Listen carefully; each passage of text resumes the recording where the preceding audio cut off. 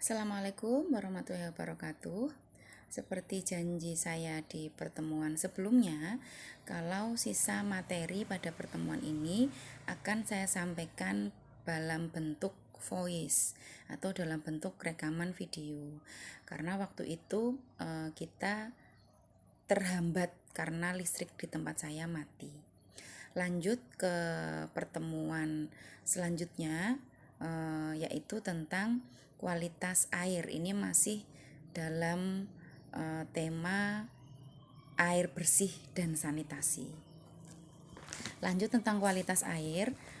Air dikatakan baik jika tidak ditemukan bakteri E. coli per 100 ml air pada titik pembagian air. Ini juga bisa menjadi dasar ya. Jadi kalau kita mau ngitung keberadaan E. coli ini kita ngambil air per 100 ml air. Nah, ini perbaikan kualitas air, ini bisa kita pakai, ini ada air rahmat, kemudian ya kita bisa juga pakai kaporit, kita juga bisa pakai tawas. Perbaikan kualitas air bersih pada pengolahan awal sebagai bahan pengumpul atau koagulasi yang sering mudah digunakan adalah PAC atau polyaluminium klor sebagai bahan koagulan proses penjernihan air. Di samping aluminium sulfat atau tawas, ini bisa kita pakai sebagai penjernih air, polyaluminium klorin. Kemudian selain tadi ada pengolahan air, ada pengolahan awal, kita juga bisa melakukan disinfeksi air. Dengan cara apa? Dengan cara menambahkan kaporit. Ke dalam air. Bahan yang dipakai senyawa klor seperti tablet klor. Kemudian ada air rahmat, ada butiran kalsium hipoklorit. Kemudian juga ada serbuk sodium hipoklorit dan bubuk klenteng dan yodium.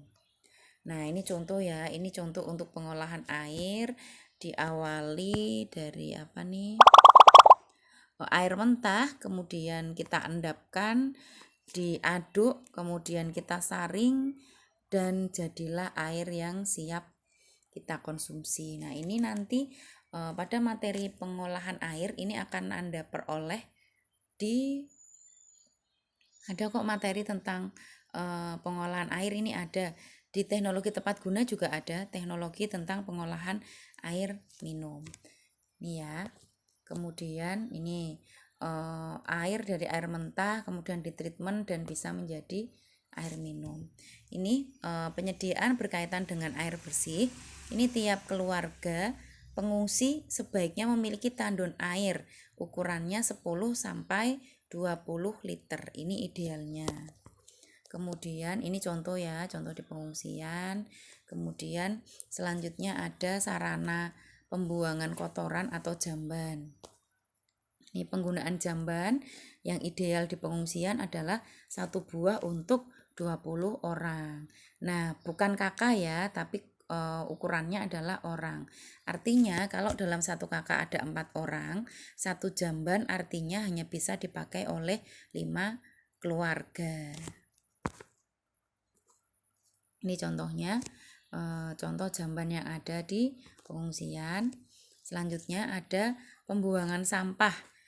Nah, sampah juga perlu dikelola dengan baik, jadi tidak menjadi tempat perindukan lalat dan juga tikus. Nah, di tempat penampungan pengungsi ini juga harus disediakan tempat sampah. Tempat sampahnya berupa apa? Berupa bak sampah dengan kapasitas 50 sampai 100 liter untuk 25 sampai 50 orang per hari. Jadi sampahnya harus dibuang setiap hari. Kemudian jika menggunakan kantong sampah, maka 1 lembar kantong ini untuk 1 keluarga dan ini maksimalnya adalah untuk 3 hari. Kantong sampah yang besar itu loh, itu ada. Nah, selain tadi ada pengelolaan sampah, juga ada pengelolaan makanan. Nah, pengawasan ini diarahkan untuk kualitas dan keamanan bahan makanan. Jadi perlu dilakukan pengawasan untuk apa? Biar kualitas makanannya ini terjaga.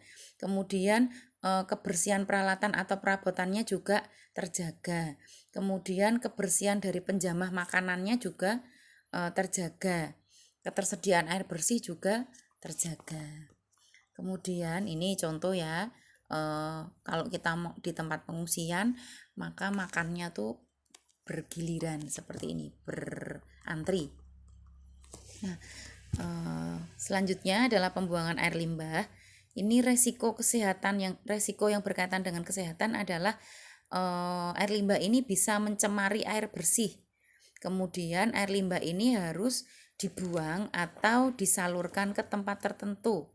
Jadi misalnya membuat sumur resapan, jadi tidak dibuang sembarangan, apalagi dibuang ke badan sungai, ke badan air. Ini contohnya ya, ini seperti ini nih nggak sehat, jadi harus dibuat penampungan air limbah. Nah, penyuluhan, kenapa perlu dilakukan penyuluhan di tempat pengungsian? Tujuannya untuk mendorong kebersihan perorangan dan lingkungan agar tetap terjaga. Nah, penyuluhan ini diarahkannya ke siapa? Diarahkannya ke semuanya, termasuk juga ke warga yang ngungsi. Untuk apa sih perlu diberi penyuluhan? Agar mereka bisa berperilaku hidup bersih dan sehat. Kemudian agar bisa memelihara sarana air bersih dan sanitasi. Kemudian yang terakhir bisa melakukan perbaikan terhadap kebersihan lingkungan. Ini adalah contoh dari perilaku hidup bersih dan sehat. Nah, media penyuluhannya apa? Media penyuluhannya ini bisa berupa leaflet atau poster, juga bisa pemasangan spanduk dan lain sebagainya. Ini perlu kerjasama dengan sektor atau dinas lain. Ini ada Dinas PU, Dinas Cipta Karya, Dinas Pemukiman Perumahan, kemudian ada Kementerian Pekerjaan Umum ya. Kemudian sama Kementerian Pekerjaan Umum atau Dinas Pekerjaan Umum, kemudian dengan PDAM, Dinas Sosial, dan juga dengan LSM. Nah, tadi sudah materi untuk air bersih dan sanitasi. Sekarang kita ke materi selanjutnya, yaitu pengendalian vektor saat bencana. Ini gampang, materinya simpel banget ya. Keberadaan vektor saat bencana, ini adalah pengertian vektor, serangga dan binatang pengerat yang mampu menularkan penyakit. Kuncinya adalah mampu menularkan penyakit. Jika tidak menularkan penyakit, maka tidak disebut vektor. Nah, kenapa di pengungsian ini perlu dilakukan pengendalian vektor? Ya, kita tahu pengungsian itu kan padat penduduk.